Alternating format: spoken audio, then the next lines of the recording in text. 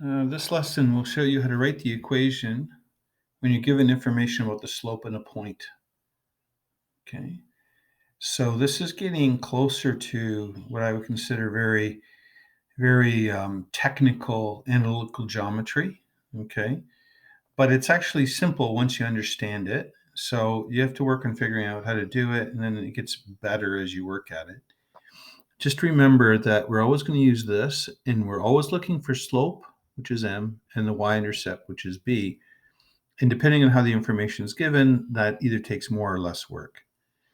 So in this first one, I would always write down y equals mx plus b. Start that off for each question, sort of your roadmap of what you need. Do we know what the slope is? Yes. M is equal to -4. Do you have to write that part down? Well, maybe not, but for the first one, maybe it's a good idea. B is the y-intercept, and we're told that's 8. Oh, now we just need to plug that into the equation. So y is equal to -4x plus 8, and that's done. That was really straightforward. That's the easy one. Let's build from there. Start off with y equals mx plus b. The slope of 3, what do we have there? Well, that's m. Is this b? No, b is the y-intercept. It occurs when x is equal to 0. So what I have right now, just by reading it, is that I have this. I still need b to get a full equation. Well, I have this information that I haven't used yet. What does the -2 and 1 represent? Well, it's an ordered pair of numbers. I wanted to change color. And what this means is x is equal to -2 and y is equal to 1, right? It's an ordered pair. Well, if we plug that ordered pair, that's a point on the line, it has to fit this equation. So we're going to sub it into this equation. So that means 1 is equal to, that's the y value, right? 3 times the x value, which is -2, plus b. And so what we need to do is solve this equation for b. So to do that, 1 is equal to -6 plus b. How do we get rid of the -6? We add 6, so b is equal to 7. Now I have the y-intercept. We can write the equation. Y is equal to 3x, we had before, plus b, so plus 7.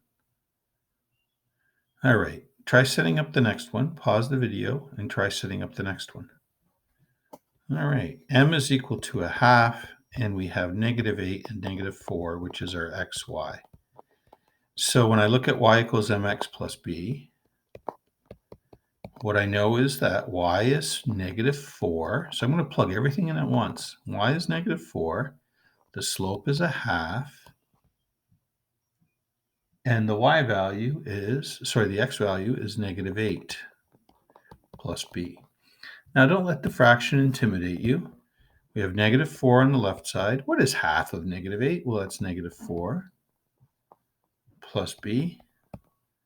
Oh, so what does b have to be? Well, we add 4 to both sides. B is 0. So the equation will look like this. Y is equal to 1/2 x, because m is 1/2, and b is 0, so we don't have to write anything. So there's our equation. It's a good idea to box or double underline your final answers to make it visible for the person checking your work. All right, pause the video, try the next one.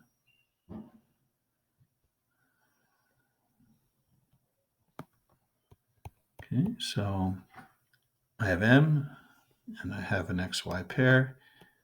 I write down y equals mx plus b. Y is -2. -2/3 is m, and x is 1 plus b. So -2 is equal to -2/3 plus b. B is equal to -2 plus 2/3. B is equal to -6/3 plus 2/3. B is equal to -4/3. Wow, fractions yet? Yes, fractions. Common denominator, add or subtract. So y equals mx plus b. M was -2/3 x plus b. B is -4/3. There it is. Slope of 0. Oh, that seems really special. What kind of line has a slope of 0? That's a horizontal line. Right? M is 0. And these lines, if you do this, y is equal to b. The y value never changes in a horizontal line. What's the y value have to be? -9. So y is equal to -9 right there. Okay, try the next one. Slope undefined, sloped undefined. That's special again. That is a vertical line. And this means x is equal to a number. The x value never changes. What does x have to be? X is equal to -2. Parallel to, parallel, that's special. Parallel lines have the same slope. What's the slope of this line? 3. So m is equal to 3. And we have an xy pair. So we start off with y equals mx plus b. Y is -7. M is 3. X is 2 plus b. -7 is equal to 6 plus b. Subtract 6, -13 is equal to b. Still need to write my equation. M is 3, so 3x plus b, so -13. There's the equation. Perpendicular, perpendicular. The slopes need to be negative reciprocal. So this slope is -4/5. What's the negative reciprocal? What's the perpendicular slope? Well, you flip it and you change the sign. So reciprocal, right? So 5/4, and it was negative, so it becomes positive. And here we have an xy pair. I'd like you to go ahead and get the equation. So pause the video if you haven't yet. Y equals mx plus b. Go ahead and plug in and work through it, and then check your answer by playing the rest of the video. -7 for y, 5/4 for times 12 for x, right? There we go. -7. 12 is 12/1. 4 goes into 4 once and into 12 3 times. So that's 15 plus b. Subtract 15 from both sides. -22 is equal to b. So now I just need to write the equation. Y equals mx plus b. So m is 5/4. That's the slope we need, right? The perpendicular slope to the line that was given, 5/4 x. B is -22. -22. All right. I. Parallel to y equals -2x plus 3. And the same y-intercept as 3x plus 4. This slope is the slope of the line we want. So parallel lines have the same slope. What is the y-intercept here? Oh, b is equal to 4. Oh, this one's actually the next easiest to the first one we did. Y is equal to -2x. Well, once you sort out the details they're giving us, I guess it's the easiest one. I forgot to box my answers. I asked you to, or double underline. One more application question, and then the lesson will be done. So, a plumber charges $35 an hour to fix your pipes. Who knows what's wrong?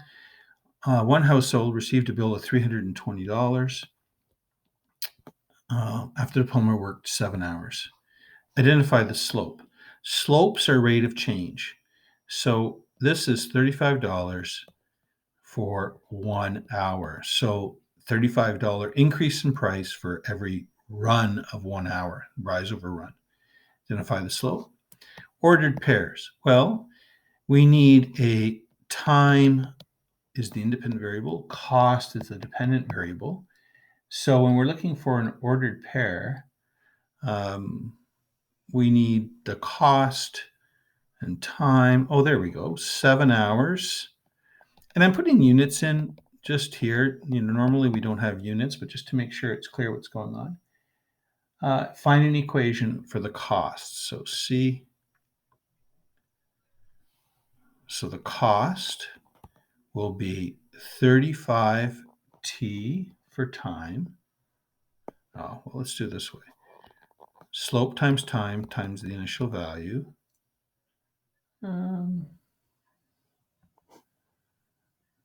So we know the slope. That was slope right there.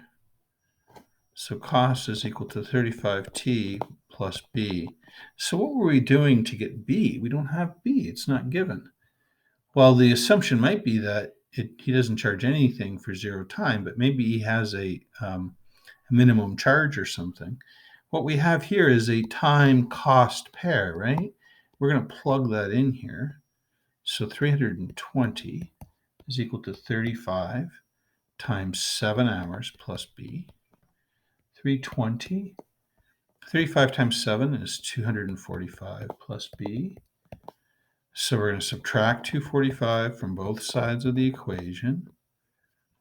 And we end up with b on the right. On the left, we have $75.